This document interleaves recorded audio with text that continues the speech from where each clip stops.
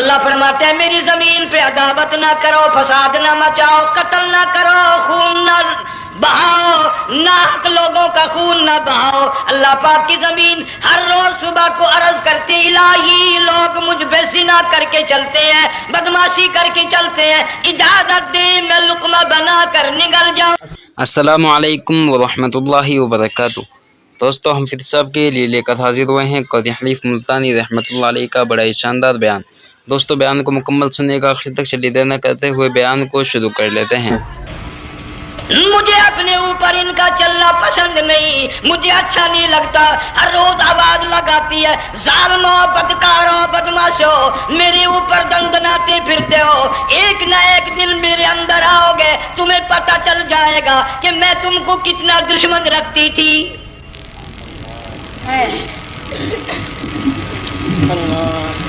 آج لوگ آزاد ہو گئے، جو کسی کی سمجھ میں آتا ہے وہی بکتا ہے، جو سمجھ میں آتا ہے وہی کرتا ہے، نہ کوئی راہ متعین رہی، نہ کوئی مسلک رہا، نہ کوئی بات رہی۔ جناب مدنی کریم صلی اللہ تعالی علیہ وسلم کا بڑا عظیم تر صحابی ہے، بہت بڑا جرنیل ہے، سیدنا معاذ بن جبل رضی اللہ تعالیٰ عنہ مدینے پاک میں بیمار ہے، آخری وقت ہے، دعا کرو اللہ ہم سب کو مدینے کی موت عطا فرمائے۔ بہت جلیل القدر صحابی ہے، علماء کرام نے لکھا ہے کہ جب موت کا وقت بالکل قریب آیا معاذ بن جبل رضی اللہ تعالی عنہ نے رونا شروع کر دیا، رونے لگ گئے۔ علماء نے لکھا ہے اس وقت بھی مدینے پاک میں اب تک بھی یہ رواج ہے جب کسی پہ نزع طاری ہو، سکرات طاری ہو، موت قریب ہو، جتنے پاس بیٹھے کھڑے ہوتے ہیں سارے اللہ کے قرآن کی تلاوت کرتے ہیں۔ صحابہ کرام آخری وقت میں قرآن مجید کی ہر وقت تلاوت کیا کرتے تھے، اس لیے حضور کریم صلی اللہ علیہ وسلم نے فرمایا قیامت کا دن ہوگا، اللہ پاک اعلان فرمائیں گے قرآن والے آگے آ جائیں۔ عرض کیا جائے گا قرآن والوں سے کون مراد ہے؟ حق تعالیٰ جل شانہ فرمائیں گے میں قرآن والا اس کو کہتا ہوں جو میرے قرآن سے عشق رکھتا تھا، پیار کرتا تھا، محبت کرتا تھا، اتنا پیار تھا آخری وقت تھا، ادھر موت کا جھٹکا لگا، ادھر میرا بندہ قرآن پڑھ رہا تھا۔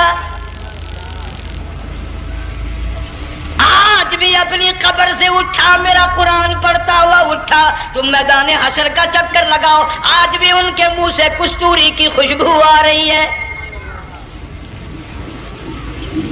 معاذ بن جبل رضی اللہ تعالیٰ عنہ قرآن مجید کی تلاوت فرماتے فرماتے رونے لگ گئے۔ کسی صحابی نے کہہ دیا موت سے ڈر کے رو رہے ہو، موت سے ڈر گئے؟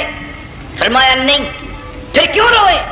صحابی کہتا میرے دل کی تمنا میرے دل میں رہی، میری آرزو پوری نہ ہو سکی، میری حسرت پوری نہ ہوئی، میرا ذوق پورا نہ ہوا، میرا شوق پورا نہ ہوا۔ میری تمنا تھی گرمی کا موسم ہو، رمضان کا مہینہ ہو، میں روزہ دار ہوں، جہاد فی سبیل اللہ ہو، کفر اسلام کا مقابلہ ہو، میں کئی کافروں کو قتل کر دیتا، پھر کافر بھی اکٹھے ہو کر مجھ پہ ٹوٹ پڑتے، میرا ناک کاٹ لیتے، میری زبان کاٹ لیتے، میں اللہ کی حضور میں جاتا، اللہ مجھ سے پوچھتا معاذ دنیا سے کیا لایا؟ میں عرض کرتا الہی بولوں کیسے، زبان بھی تیری نام پہ کٹا کے آیا ہوں، اور روزہ رکھ کر آیا ہوں، نیت یہ ہے کہ تیرے محبوب کے حوض کوثر کے پانی سے روزہ افطار کروں گا۔ ان اللہ والوں کی یہ موت تھی۔ مالک بن دینار رحمت اللہ علیہ ایک عجیب نوجوان کا واقعہ تحریر فرماتے ہیں، گرمی تھی، دوپہر تھی، سورج اپنی شباب پہ تھا، بڑی سخت گرمی تھی، میں نے ایک نوجوان کو دیکھا، وہ پیروں سے معذور ہے، دونوں پیر نہیں ہیں، ہاتھوں کے بل زمین پہ گھسٹ گھسٹ کے چل رہا ہے، اور گلے میں کرتا بھی نہیں، سامان کوئی نہیں، سواری کوئی نہیں، کھانے پینے کا انتظام کوئی نہیں۔ مالک بن دینار رحمت اللہ علیہ فرماتے ہیں میں نے اس نوجوان سے پوچھا کہ تو کہاں سے چلا اس حالت میں؟ کہنے لگا میں بلخ بخارے سے چلا ہوں۔ تجھے یوں ہی ہاتھوں کے بل گھسٹتے چلتے کتنا عرصہ گزر گیا؟ نوجوان کہنے لگا اللہ والے 7 برس ختم ہو کر 8واں لگ چکا ہے۔ اس حالت میں کہ جی ہاں اسی حالت میں تیرا کھانا پینا. جوان کہنے لگا والذی ہوا یطعمنی ویسقین وَإِذَا مَرِضْتُ فَهُوَ يَشْفِينِ. اللہ ہی کھلاتا ہے وہی پلاتا ہے، بیمار ہو جاتا ہوں وہی تندرستی عطا کرتا ہے. اور نوجوان دوپہر بڑی سخت ہے، گرمی بڑی سخت ہے، میرے یہاں دوپہر کو آرام کر لے، قیام کر لے، کچھ دیر ٹھہر جا، آج میرے یہاں قیام کر لے. نوجوان رونے لگا اور کہنے لگا مالک بن دینار، یہ 2-4 منٹ جو تیری ساتھ باتوں میں میرے خرچ ہو گئے، مجھے ان کا ہی بڑا دکھ ہے. میں اور اپنی اس معذوری میں ہاتھوں کے بل 2-4 گز گھسٹ کر اور اپنے رب کے قریب ہو جاتا. یہ جو تیری ساتھ بات کرنے میں تھوڑا سا وقت خرچ ہو گیا، مجھے اس کا ہی بڑا دکھ ہے. ارے تو تھک گیا ہوگا. جوان کہتا ہے تیرے دیوانے مگر چلنے سے رک سکتے نہیں، تیرے دیوانے مگر چلنے سے رک سکتے نہیں، پاؤں تھک جاتے ہیں دل ان کے کبھی تھکتے نہیں. میرے سامنے تھکنے کا نام نہ لو، میرے دل میں عشق کی آگ جلی ہوئی ہے، سوز و گداز کا سمندر طوفان برپا کر رہا ہے. میں نہیں تھکنا جانتا، میرے یہاں نیند کا سوال نہیں، آرام کا سوال نہیں، میں تو گھسٹ گھسٹ کر رب کے دربار میں حاضر ہوا چاہتا ہوں. پوچھا کہ جا کہاں رہے ہو؟ کہنے لگا بیت اللہ کی زیارت کے لیے چلا، روز رسول اللہ صلی اللہ علیہ وسلم کی زیارت کے لیے چلا. کھانا پینا کچھ نہیں کہ نہیں، بس کہ منتظر ہوں اس گھڑی کا کہ کب وہ وقت آئے اور کب میں جا کر یوں کہوں کہ اے مدینے کی مہاجر سبز گنبد کے مکی، اے مدینے کے مہاجر سبز گنبد کی مکی، عرش ہے تیرے قدم کے فیض سے یہ سرزمین. کب وہ وقت آئے، کب میں مدینے کی گلیوں کو دیکھوں، کب آب و ہوا کو دیکھوں، کب مدینے کی بہاروں کو دیکھوں، کب گنبد خضرا پہ میری نگاہ پڑے، میرے دل کی تسلی ہو جائے.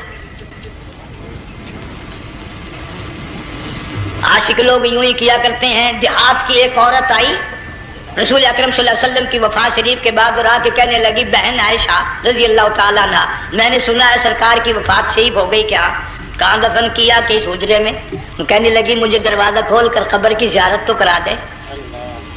عورت ساتھ دیہات کی رہنے والی چوکٹ پہ کھڑی ہو کے کہنے لگی آقا جب بھی آتی تھی زبان تیری ہوتی تھی، قرآن خدا کا سنتی تھی، مسائل پوچھتی تھی، زیارت کرتی تھی، اب یہ زندگی اچھی نہیں لگتی، میں تیرے قدموں میں مرنا چاہتی ہوں. علماء نے لکھا ہے ایک چیخ ماری چوکٹ پہ گر کر جان دے دی.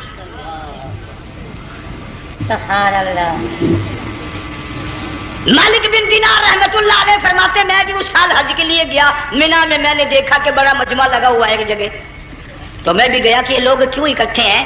میں نے لوگوں میں سے جھانک کر دیکھا تو وہی نوجوان بیٹھا ہے جس کو میں نے دوپہر کے وقت دیکھا تھا. وہی حالت ہے، گلے میں کرتا نہیں، گٹھڑی نہیں، تھیلا نہیں، سامان نہیں، اور رو رو کے یوں کہتا مولا آج کسی نے دمبی کی قربانی دی، کسی نے بکری کی قربانی دی، کسی نے اونٹ کی قربانی دی، کسی نے گائے کی قربانی دی. میں فقیر ہوں، میں مسکین ہوں، میں بالکل مفلس اور نادار ہوں، میرے پاس تو یہ میری جان ہے، میں اس کی قربانی دیا چاہتا ہوں، قبول فرما. ہزاروں لاکھوں لوگوں کے سامنے ایک چیخ ماری اور مینا میں جان دے دی. اس حالت میں اللہ والوں کا آخری وقت آتا ہے.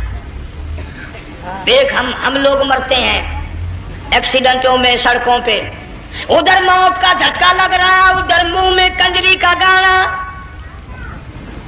ارشاد فرمایا مدنی کریم صلی اللہ تعالی علیہ وسلم نے سیاتی علی الناس زمان، اور لوگوں میری امت میں ایک وقت ایسا آئے گا لوگ اتنے برباد ہو جائیں گے، صبح کو آدمی مومن مسلمان ہوگا، شام کو موت آئی تو جنازہ کافر کا اٹھ رہا ہوگا. گھروں میں، محلوں میں آج موت آتی ہے، کنجری کا گانا منہ میں ہوتا ہے. ادھر دم نکل رہا ہے، ادھر کنجری کا گانا کانوں میں آواز آ رہی ہے، میت کو غسل دیا جا رہا ہے، کنجری کی آواز آ رہی ہے، جنازہ اٹھا کر لے جا رہے ہیں، کنجری کی آواز آ رہی ہے، قبر میں میت اتاری جا رہی ہے، کنجری کی آواز آ رہی ہے، قبر پہ مٹی ڈالی جا رہی ہے، کنجری کی آواز آ رہی ہے۔ اس ماحول میں، اس معاشرے میں ہم کس طرح ایمان اور یقین اور ایمان ساتھ لے کر مریں گے؟ ہزاروں نہیں، لاکھوں کو مرتے وقت کلمہ نصیب نہیں۔ قسم دے کر پوچھو، ماں مر رہی ہے، کلمہ منہ سے نہ نکلا، باپ مر گیا، منہ سے کلمہ نہیں نکلا، بیگم صاحبہ چل بسی، منہ سے کلمہ نہیں نکلا۔ ہزاروں چلے گئے اور اپنے جانے کا پھر بھی یقین نہ آیا۔ تم نے کبھی سوچا تک نہیں، خیال تک نہیں کیا۔ ارشاد فرمایا مدنی کریم صلی اللہ تعالی علیہ وسلم نے اور لوگوں ابو ہریرہ رضی اللہ تعالیٰ عنہ سے پوچھا تو کیوں رویا؟ عرض کرنے لگا میرے آقا اتنی کمزوری کبھی نہ دیکھی، اتنی ضعیفی کبھی نہ دیکھی، اتنی ناتوانی کبھی نہیں دیکھی، چہرہ انور بالکل کمزور ہو گیا۔ آپ نے ٹھنڈا سانس لے کر فرمایا ابو ہریرہ تجھے معلوم نہیں موت بالکل قریب آ گئی، بالکل قریب آ گئی موت۔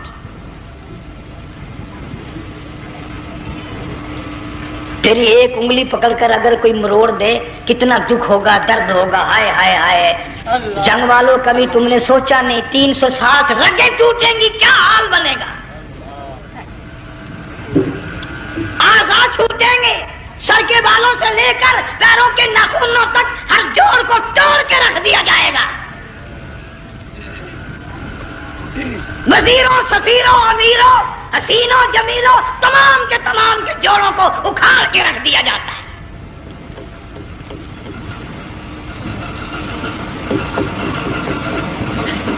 پروگرام تک نہیں مرد عورتوں کا کہ یہ دنیا کسی کی نہ بنی، قبر میں آخر جانا ہی جانا ہے۔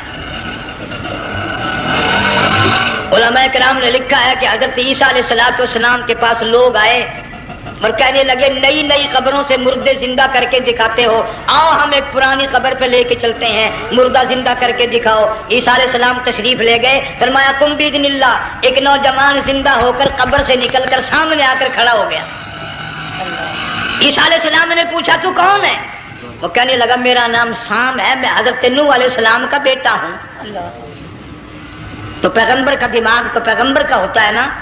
فرمایا تجھے تو بڑا عرصہ قبر میں گزر گیا، کتنے ہزار سال قبر میں گزر گئے؟ کہ جی ہاں۔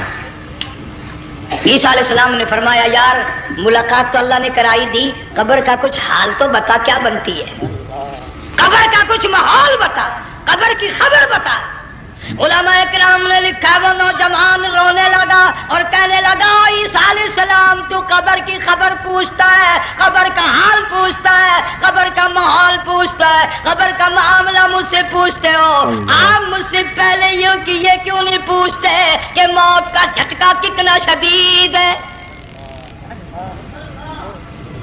نوجوان رو کے کہنے لگا عیسیٰ علیہ السلام کتنے ہزار سال میری موت کو گزر گئے پر مالک کائنات کی قسم آج تک میرا منہ کڑوا ہے۔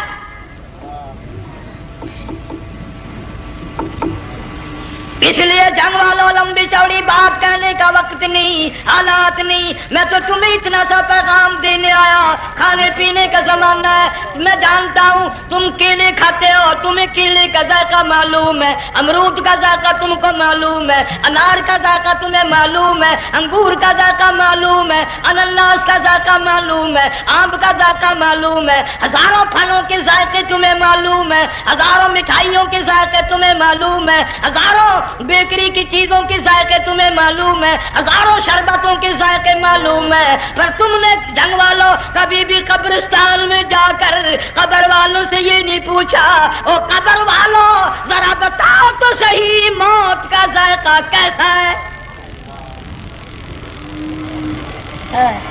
اللہ تم نے چکھا نہیں، جنہوں نے چکھا وہ بتانے نہ آئے کیسا ذائقہ ہے۔ اس لیے قرآن کہتا کلا اذا بلغت التراقی وقیل من راق، وظن أنه الفراق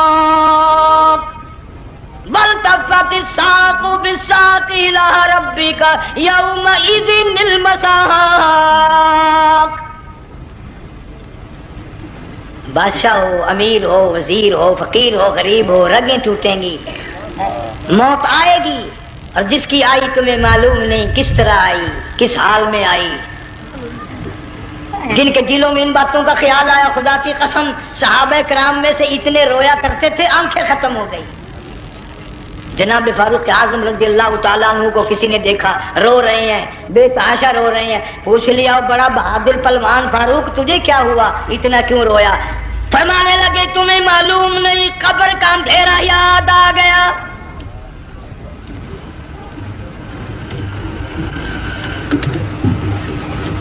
1,29,000 صحابہ کرام اس آخرت کے لیے قربانیاں دیتے آئے، اولاد کی قربانی دی، مال کی قربانی دی، جان کی قربانی دی، جو کرنا پڑا وہ کر گزرے، لیکن محمد عربی صلی اللہ علیہ وسلم کا دامن نہ چھوڑا.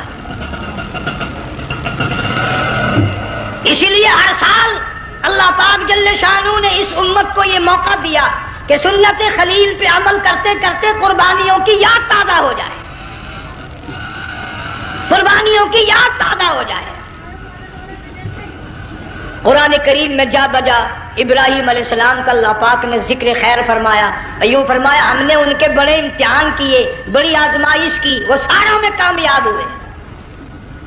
تم ہر وقت اللہ سے یہ دعا کیا کرو اللہ ہمیں امتحان میں نہ ڈالے، آزمائش میں نہ ڈالے. ہم امتحان کے قابل نہیں. بھی ہمارے جو امتحان ہوتے ہیں ان میں نقل ماری جاتی ہے، تو اللہ امتحان لے گا تو نقل کیسے ماریں گے، کیسے کام چلے گا؟ جناب ابراہیم علیہ السلام کو اللہ پاک نے ہزاروں امتحان میں مبتلا کیا، ہزاروں آزمائشیں کی، فَأَتَمَّهُنْ سب میں کامیاب گیا، سب میں پاس نکلا. ایک آزمائش ایسی بھی آئی اللہ کی توحید کی وجہ سے، شرک کو مٹانے کی وجہ سے ابراہیم علیہ السلام کا سارا مصر فلسطین دشمن بن گیا. حضرت سارہ کو ساتھ لے کر چل دیے، ایک بیوی ساتھ ہے، اکیلا دم میں. یہاں تو لوگ محلوں میں شہروں میں کہتے ہیں جی میں اکیلا ہی ہوں، میں کیا کروں. اگر خلیل کہتا کہ میں اکیلا ہوں تو آج قرآن میں اس کا ذکر خیر کیسے ہوتا؟ پرواہ نہ کی. وہ کہتا میرے لیے میرا اللہ کافی ہے. کون کہتا ہے میں اکیلا ہوں، میری ساتھ تو اللہ ہے. مصر سے گزرنے لگے، بادشاہ کے ملازموں نے بادشاہ کو جا کے بتایا بڑی خوبصورت عورت گزر رہی ہے تیرے حلقے سے، بہت بڑی خوبصورت عورت ہے. کہ ملازم پکڑ کے لے کے چلے تو عورت ساتھ حضرت سارہ رونے لگ گئی. خلیل میرا کیا بنے گا؟ پیغمبر کو اللہ کی ذات پر بڑا یقین ہوتا، فرمایا پرواہ نہ کر، میری آبرو میرے مولا کی آبرو ہے، چلے جا چلی جا، میری عزت کی حفاظت میرا اللہ کرے گا. فرمایا فاللہ خیر حافظا وہو ارحم الراحمین.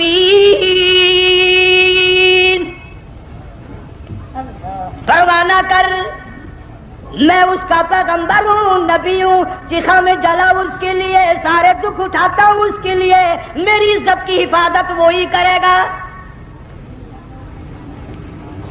محل میں جا کر حضرت سارہ کو بند کر دیا.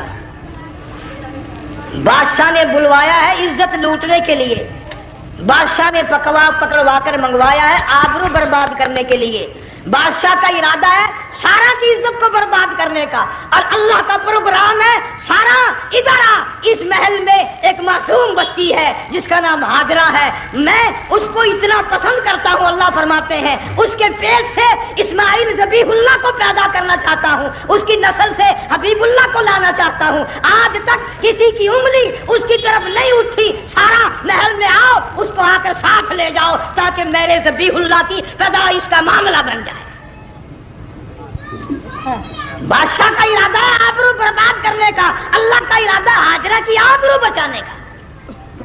فرمایا وَيَمْكُرُونَ وَيَمْكُرُ اللَّهُ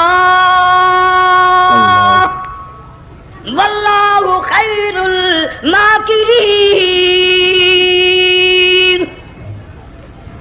اس نے بھی تدبیر بنائی، میں خدا نے بھی تدبیر بنائی۔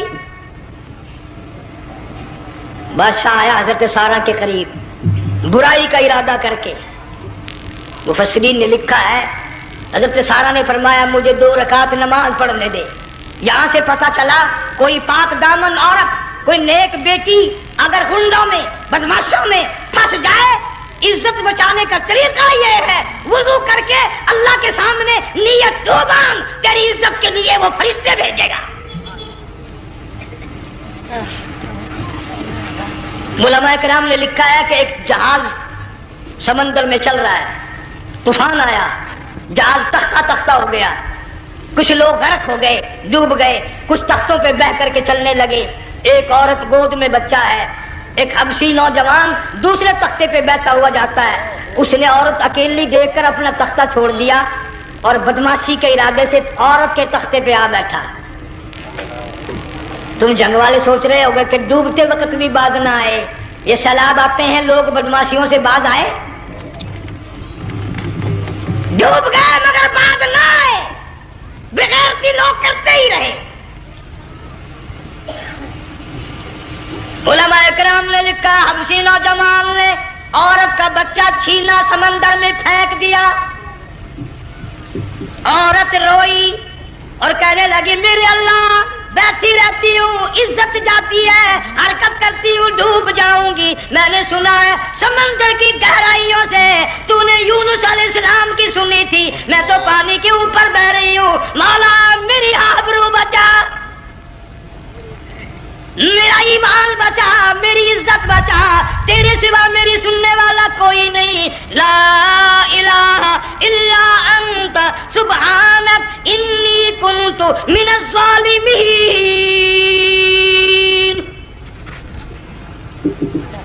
علماء نے لکھا ہے کہ ایک گردن سی نمودار ہوئی پانی میں سے اور حبشی نوجوان کو ایک ہی لقمہ بنا کر لے گئی۔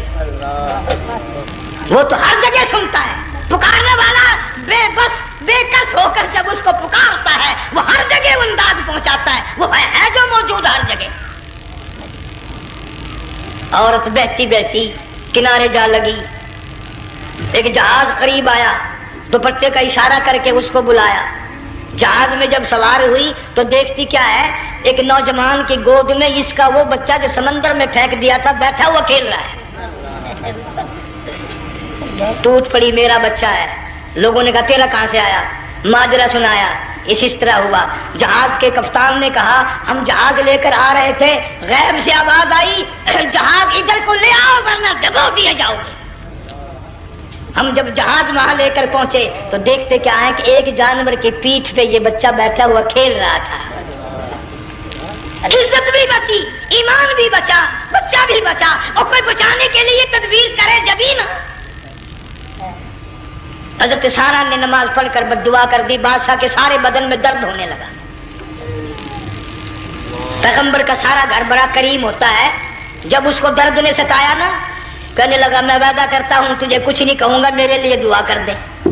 اب اگر کوئی جنگ کا ہوتا یا میں ہوتا کہتا دفع ہو تیرے واسطے دعا کا دی، لیکن حضرت سارہ نے پھر جھولی پھیلا دی، مولا وعدہ کرتا ہے بدماشی سے توبہ کرتا ہے، اس کو تندرستی عطا فرما دے۔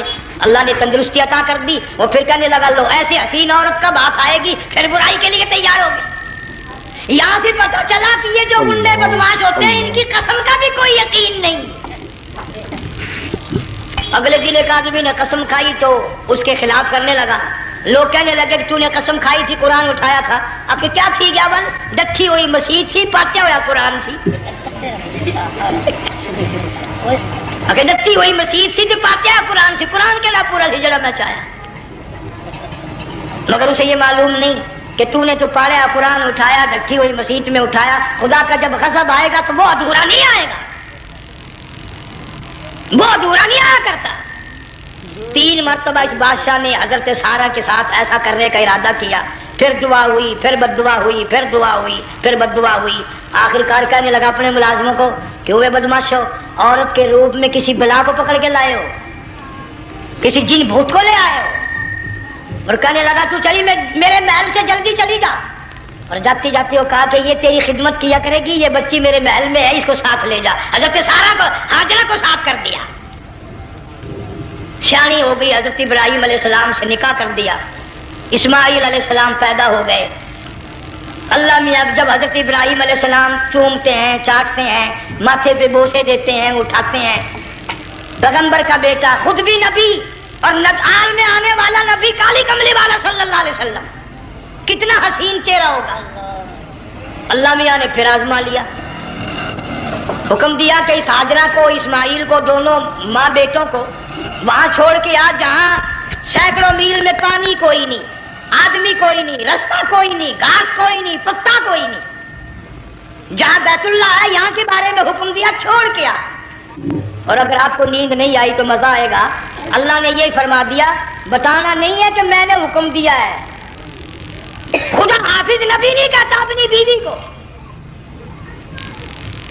آج لوگ ہر بات میں کہہ دیتے ہیں ہمارے پیروں کو پتا کل کو کیا ہوگا، ہمارے فقیروں کو پتا ہے پرسوں کیا ہوگا۔ اور بڑی مدت کی بات ہے، یہی موسم تھا، چماسا گرمی تھی، انارکلی لاہور سے ہم کئی ساتھی گزر رہے تھے، فٹ پاتھ پہ بیٹھا ہے ایک ملنگ، چاروں طرف لوگ کھڑے، بڑا مجمع، کافی دنوں کی تو بات ہو گئی، ہاتھوں کی لکیر دیکھ کر لوگوں کی تقدیر بتا رہا تھا۔ کسی کو کہتا تھا تجھے بڑی اونچی پوسٹ ملے گی، کسی کو کہتا تھا تیری شادی بڑی فرسٹ کلاس لیڈی سے ہوگی۔ وہ بابو تو کوڈا ہی ہو جاتا تھا، لیڈیوں پہ بڑے مرائے لے دے، کوئی کام نہیں، رات دن بس لیڈیوں کے پیچھے ہی پھرنا ہے۔ اللہ، میں نے اپنے ساتھیوں سے کہا، میں نے کہا میں بھی تقدیر پوچھتا ہوں اپنی۔ کہنے لگے شرارت ہو جائے، یہ منع کر لے، ساری دنیا پر ہاتھ دکھا رہی ہے، کوئی شرارت نہیں، میرے ہاتھ میں شرارت ہے۔ 1 روپیہ لے رہا تھا وہ، میں بھی لوگوں میں گھساتا، بھیڑ میں سے اوپر نیچے ہی ہوتا میں بھی پہنچ گیا، اور دونوں گھٹنے میں نے زمین پہ رکھ دیا، روپیہ ہاتھ میں نے اس کے لے کر کہا، میں کہا ملنگ جی اگر ویکھیا میری شادی ہو جائے گی کہ نہیں۔ اب اس نے دیکھ کے میری طرف کہنے لگا، اس نے سوچا کہ یہاں اچھے بھلے کو نہیں ملتی پاکستان میں، اسے کون دے گا؟ اچھی طرح میرا ہاتھ دیکھا بھی نہیں، جھٹک کے کہنے لگا نہیں تیری شادی نہیں ہونی ہے۔ میں کیا کھوتے تیرے باپ کے 8 بچے کھیل رہے ہیں۔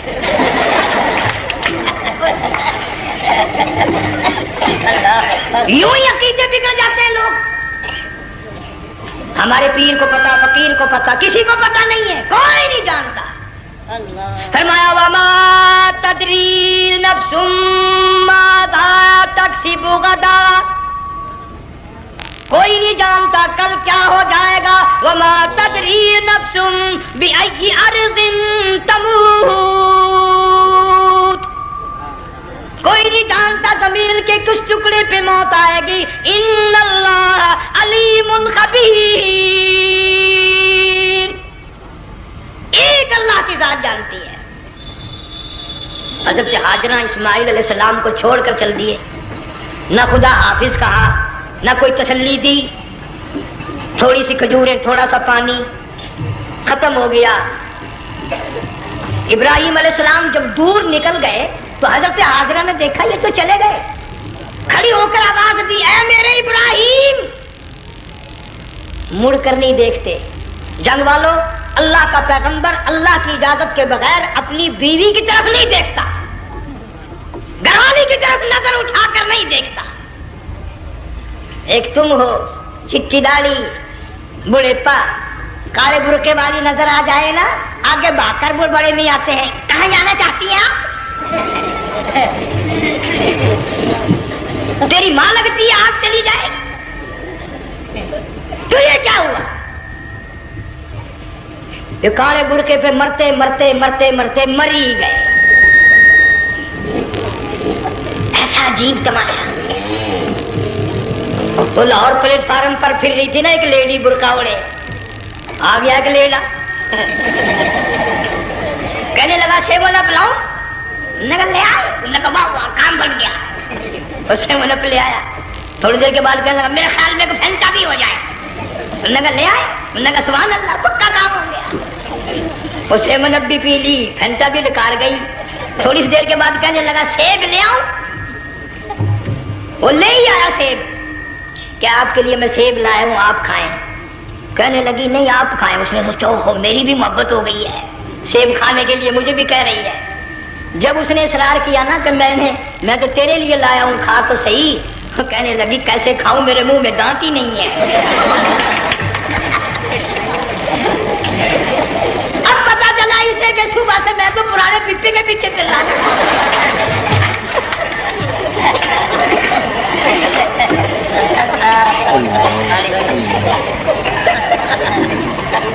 صرف برقع دیکھا چل دی۔ یہاں پیغمبر اپنی گھر والی کی طرف نہیں دیکھتا۔ حضرت ہاجرہ نے اسماعیل علیہ السلام کو سینے سے لگایا، عرب کی قداور مائی، طاقتور مائی، دوڑ لگا کر حضرت خلیل کا راستہ آ کے روک لیا اور کہنے لگی میں جوان عورت، یہ پیارا نور نظر، یہ لخت جگر، شکل تو دیکھو، صورت تو دیکھو، ہمیں یہاں چھوڑ کے جا رہے ہو؟ اللہ کا پیغمبر بولتا نہیں۔ پتا چلا پیغمبر اللہ کی اجازت کے بغیر سانس نہیں لیتا، آنکھ کا اشارہ نہیں کرتا۔ حضرت ہاجرہ رونے لگ گئی، میرے خلیل، میری ابراہیم، میرا قصور بتاؤ، میرا جرم بتاؤ، میری خطا بتاؤ، میرا گناہ بتاؤ، معافی چاہوں گی، معذرت کروں گی، اس بچے کا کیا گناہ ہے اس میدان میں چھوڑ کے چلے ہو؟ بولتے نہیں ہیں، اللہ کی طرف سے بولنے کی اجازت نہیں ہے۔ حضرت ہاجرہ نے خود ہی قیاس لگایا، سوچتی ہیں پیغمبر تو کسی پہ ظلم نہیں کرتا۔ وہ کہنے لگی خلیل، کہیں اس رب کا حکم تو نہیں، کہیں اس اللہ کا یوں حکم تو نہیں؟ جنگ کے لوگوں اگر خلیل ہاں کہہ دیتا تو کیا حرج تھا؟ ہاں نہیں کہتا، اجازت نہیں، تاکہ ہاجرہ کے یقین ایمان کا امتحان مکمل ہو۔ مفسرین نے لکھا ہے کہ حضرت ابراہیم علیہ السلام نے سر کا یوں اشارہ کیا، بس ذرا سا ہاں، پھر عورت کا ایمان دیکھ، یقین دیکھ، یہی نہ بیٹھی، دوڑ کے وہاں گئی ہے جہاں پہلے بٹھا کر آئے تھے اور کہنے لگی ابراہیم جاؤ، میں جانوں میرا رب جانے، پرواہ نہیں۔ راتیں آتی ہیں چلی جاتی ہیں، دن آتے ہیں گزر جاتے ہیں، تھوڑی سی کھجوریں تھی وہ ختم ہو گئی، پانی ختم ہو گیا، بھوک اور پیاس نے بے چین کر دیا۔ اسماعیل علیہ السلام کی اتنی لمبی زبان باہر نکلا، دو پتھر کھڑے کر کے اوپر ایک پتھر رکھ کر چھاؤں بنائی، اس کے نیچے لٹا دیا اور پھر چکر لگایا، کبھی صفا پہاڑی پہ چڑھتی ہے، کبھی مروہ پہاڑی پہ چڑھتی ہے، کبھی اترتی ہے اور ڈھلوان میں سے بھاگ کر چلتی ہے جب اپنا بچہ نظر نہیں آتا۔ سارے کہہ دو اللہ بڑا بے نیاز ہے، اللہ بڑا، زور سے کہو اللہ بڑا۔ کسی کے 500 سال کے سجدے رد، کسی کی ہزاروں سخاوت صدقات رد، کسی کی چال منظور، کسی کی رفتار منظور، کسی کی ٹور منظور۔ اور یوں فرمایا ہاجرہ میری رحمت کی تلاش میں آج جو تو نے دوڑ لگائی ہے، یہ تیری چال ڈھال رفتار ٹور ہمیں اتنی پسند آ گئی، اتنی پسند آ گئی کہ آج کے بعد خلیل اللہ کیوں نہ ہو، ذبیح اللہ کیوں نہ ہو، کلیم اللہ کیوں نہ ہو، روح اللہ کیوں نہ ہو، حبیب اللہ کیوں نہ ہو، صحابہ کرام کیوں نہ ہو، قطب ابدال غوث کیوں نہ ہو، میری ہاجرہ مجھے اپنی کبریائی کی قسم جب تک وہ تیری چال چل کے نہ دکھائے گی حاجی کا لانے کا حقدار نہیں ہو سکتا۔ تیری رفتار اسے چلنی پڑے گی۔ فرمایا ان الصفا والمروۃ من شعائر اللہ فمن حج البیت او اعتمر فلا جناح علیہ ان یطوف بہما ومن تطوع خیرا فإن اللہ شاکر علیم۔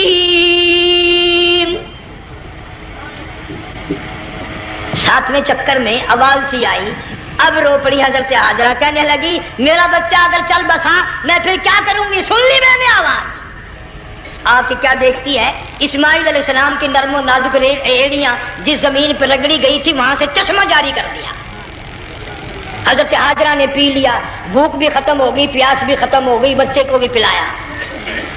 اللہ تعالیٰ نے خانہ کعبہ کی بنیاد ڈال دی، ایسے گھر کی بنیاد ڈالی۔ حضور صلی اللہ علیہ وسلم فرماتے ہیں 500 سال کی عبادت ایک طرف اور بیت اللہ پہ ایک نگاہ یوں ڈالنا ایک طرف۔ 500 سال کی عبادت کا وہ ثواب نہیں جو ایک نظر خانہ کعبہ پہ ڈالنے کا ثواب ہے۔ اور اللہ پاک یوں فرماتے ہیں کہ جو آنے والا حجر اسود کو بوسہ دیتا ہے، اللہ پاک یوں فرماتے ہیں میں سمجھتا ہوں میرا سجا ہاتھ پکڑ کر میرے بندے نے چوم لیا۔ جو غلاف کعبہ کو پکڑ کر مانگتا ہے، اللہ فرماتے ہیں میں یہ سمجھتا ہوں میرا دامن پکڑ کے مانگ لیا۔ جو مقام ملتزم پہ لپٹ کے مانگتا ہے، اللہ فرماتے ہیں میں سمجھتا ہوں میری چوکھٹ پہ پڑھ کے مانگ لیا۔ اور فرمایا لوگوں یہ جو آنے والے آئے ہیں یہ رشتہ داروں کے مہمان نہیں، عزیزوں کے مہمان نہیں، دوستوں کے مہمان نہیں، میں خدا میزبان ہوں، یہ میرے مہمان ہیں۔ آج ان کی دعاؤں پہ آمین کہو، فرشتوں کو حکم ہوتا ہے ان سے مصافحہ کرو۔ مگر اللہ تعالیٰ سب کو توفیق دے کہ حج مکمل کر کے آئیں اور سب کا حج قبول فرمائے۔ میرے علاقے میں کئی سالوں کی بات ہے پرانی، جب کوئی حاجی تھا، ایک آدمی حج کر کے آیا، میں دوپہر کو اس کو ملنے گیا تو زور کی نماز کا وقت آیا، میں اٹھ کے چلا گیا نماز پڑھنے۔ پھر عصر کی نماز کا وقت آیا، میں اٹھا نماز پڑھ کے آ گیا۔ میں نے اس حاجی کے لڑکے سے پوچھا، میں نے کہا حاجی صاحب نے نماز یہیں پڑھی؟ تو کہنے لگا جی ابھی شروع نہیں کی، سفر کے تھکے ہوئے ہیں نا، 2-4 دن کے بعد شروع کریں گے۔ شکر ہے پہلے لوگ جھوٹ نہیں بولنا کرتے تھے، ہاں آج کل کا ہوتا ہے نا تو وہ کہہ دیتا ہے جی یہ تو کئی وقت کی کچھی پڑھ کر بیٹھے ہیں۔ تو پھر مولوی تھا نا، میں بیٹھ گیا حاجی کے پاس، باتوں میں اس کو لے آیا، یہی میں نے کہا حاجی صاحب نماز نہیں پڑھی؟ کہنے لگا آپ ہی لوگوں سے سنا ہے کہ بیت اللہ میں جو ایک نماز پڑھے 1,00,000 کا ثواب ملتا ہے، مسجد نبی میں جو ایک نماز پڑھے 50,000 کا ثواب ملتا ہے، 4 مہینے پڑھ کے آیا، وہ حساب لگا لو۔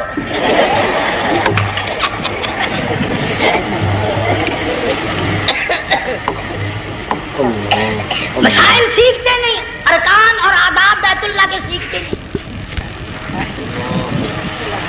ڈی سی کے دفتر میں اگر جانا ہو کئیوں سے پوچھے کیسا جاؤں، کس طرح درخواست دوں، کیسے کہوں، کیسے کھڑا ہوں، کیسے بیٹھوں، کیا عرض کروں، اور اللہ کے دربار میں ہم جاتے ہیں اور سیکھ کرنے جاتے ہیں، یہ خوف نہیں کہ اگر بے ادبی ہوگی تو مارا جاؤں گا۔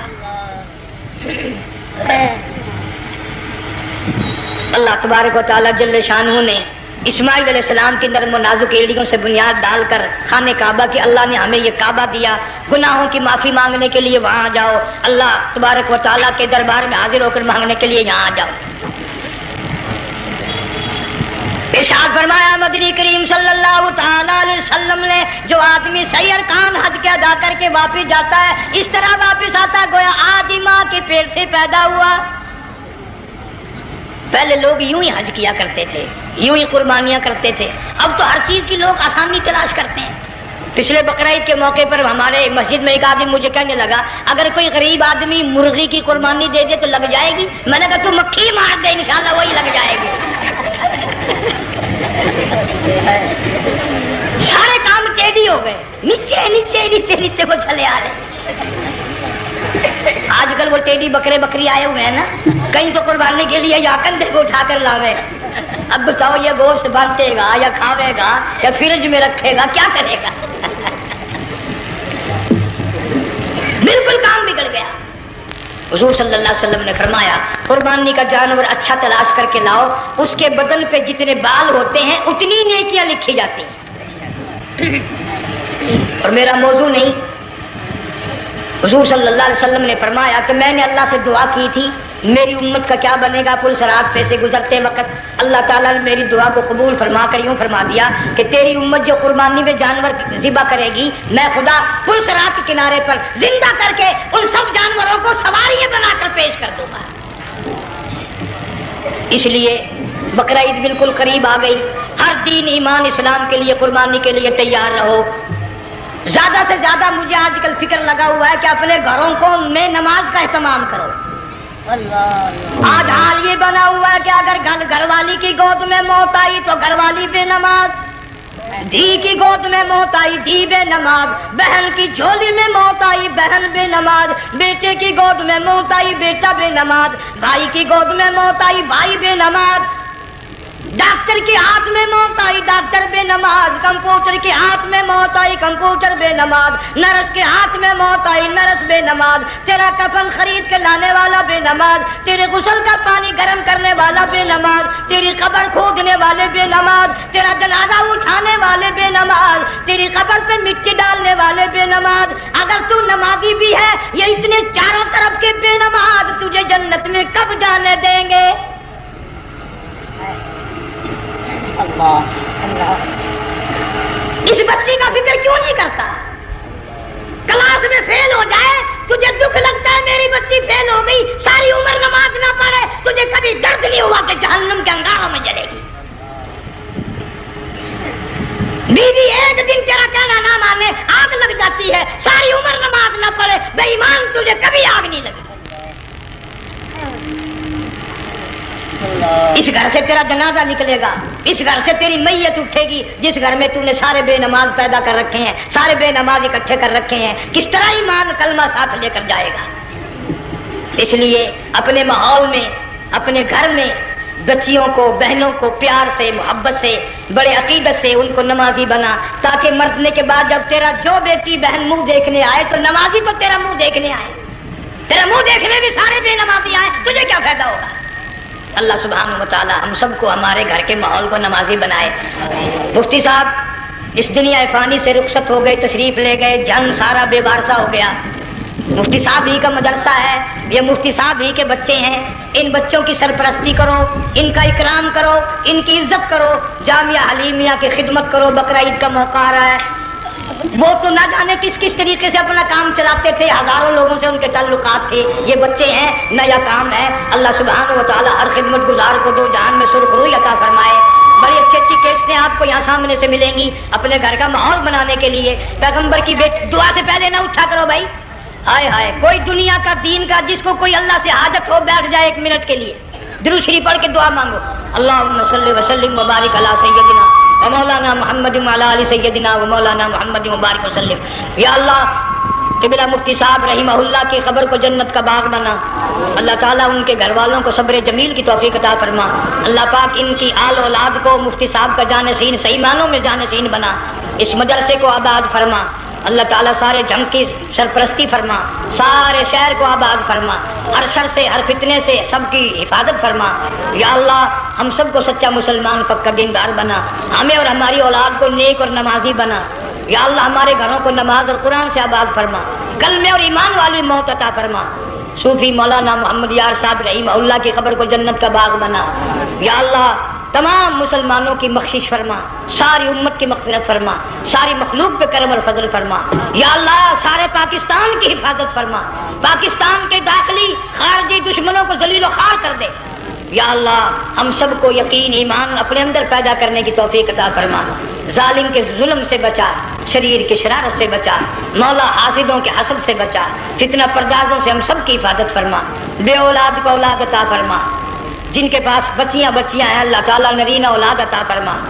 और मैं तो काफी दिनों के बाद आया हूँ, पुराने दोस्तों में से थे कारी गुलाम मोहम्मद साहब, सबका रहमतुल्लाह अलैह, अल्लाह ताला उनकी कब्र को जन्नत का बाग बना, सबको जवारे रहमत में जगह अता फरमा। हमारे बड़े बुजुर्ग क़िबला दरखास्ती साहब मुतजिल्लु या और जितने भी बीमार हैं अल्लाह पाक से कामिला अता फरमा। मुझे भी पीर गुलाम हबीब साहब अल्लाह ताला उनको भी सेहत कामिला अता फरमा। और मैं गुनाहगार भी, अब तो सारा साल गुजर गया, अक्सर बीमारी रहता हूँ, अल्लाह ताला सेहत कामिला अता फरमा। मौत आए तो कलमे और ईमान वाली मौत अता फरमा। या अल्लाह, दो जहान की शहादत अता फरमा, दो जहान की जिल्लत और रुसवाई से हम सब की हिफाजत फरमा। सबके कारोबार में, रोजी रिज़्क़ में खैर और बरकत अता फरमा। जिसके ज़िम्मे कर्जा हो अदा करने की सूरतें पैदा फरमा। हर परेशान हाल की परेशानी को दूर फरमा, मुश्किलों को आसान फरमा, तलखियों को राहतों से तब्दील फरमा। या अल्लाह, मुफ्ती साहब के बच्चों को सही मानों में मुफ्ती साहब का जानशीन बना, जामिया हलीमिया को क़यामत तक के लिए कुरान सुन्नत का मरकज बना। रब्बना तक़ब्बल मिन्ना इन्नका अंत समीउल। अफगानिस्तान के मुजाहिदीन को हमेशा हमेशा के लिए कामयाब फरमा। जितने लाखों तालिब इल्म अल्लाह वाले शहीद हो गए, सबके दर्जों को बुलंद फरमा। अफगानिस्तान के सारे मुजाहिदीन को अल्लाह ताला कामयाब फरमा। रूसी, अमरीकी, यहूदी, मिर्जाई, ईसाई, ये जितने मनसूबे बनाकर मुसलमानों को तबाह कर रहे हैं, या अल्लाह उन सब मनसूबों को बर्बाद कर दे, उनके तमाम मनसूबों को खात्मे मिला दे। सल्लल्लाहु अलैहि हबीबी मुहम्मद व आलिहि व अस्हाबिही अजमाइन। माशाअल्लाह अल्हम्दुलिल्लाह बड़ा ही खूबसूरत बयान फरमा रहे थे क़ादी हनीफ मुल्तानी अपनी शानदार आवाज़ में। तो दोस्तों बयान पसंद आया हो तो बयान को लाइक कर लेना और हमारे चैनल पर नए हो तो हमारे चैनल को सब्सक्राइब कर लेना। तो आइए दोस्तों मिलते हैं अगले बयान में। अस्सलामु अलैकुम व रहमतुल्लाहि व बरकातुहू।